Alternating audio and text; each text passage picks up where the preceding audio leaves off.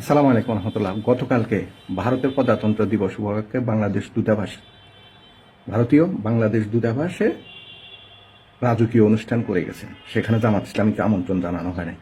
বিএনপির মহাসচিবের নেতৃত্বে প্রতিনিধি দল গিয়ে তাদের প্রজাতন্ত্র দিবসের অনুষ্ঠানে বক্তব্য দিয়েছেন, ভারতীয় দূতাবাসের কর্মকর্তাদের সাথে মোলাকাত করেছেন, হ্যান্ডশেক করেছেন। তারাও মনে মনে অনেকটা প্রাউড ফিল করছেন, হ্যাপি ফিল করছেন যে জামাতকে এখানে দাওয়াত দেওয়া হয় না। অন্যদিকে কি হয়েছে?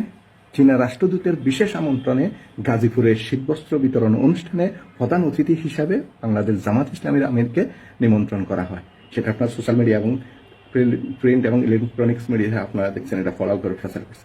তাহলে কি দাঁড়ালো? ইন্ডিয়ার সাথে হ্যান্ডশেক করে বিএনপি চাচ্ছে ক্ষমতা আসার জন্য, আর অন্যদিকে চীনের সাথে সম্পর্ক ভালো রেখে বাংলাদেশের উন্নয়নে কাজ করতেছে জামাত ইসলামী। এমনকি আপনি মনে করবেন ভারতের তাবেদার নয়, ইন্ডিয়ার তাবেদার নয় বিএনপি? অবশ্যই। আর বাংলাদেশ জামাত ইসলামী ইন্ডিয়ার তাবেদার নয়, এই জন্য তাদেরকে দাওয়াত দেয় না হয়। বাংলাদেশ চীন সম্পর্ক উন্নয়নে অগ্রগতি হোক, এটা মনে হয় বিএনপি চায় না। যদি চাইতো তাহলে তারা বাংলাদেশের বর্তমান পরিস্থিতিতে এমন বিশৃঙ্খলা সৃষ্টি করতো না, আর ভারতের আধিপত্যকে মেনে নিত না। কালকে যখন বাংলাদেশ জামাত ইসলামীকে দাওয়াত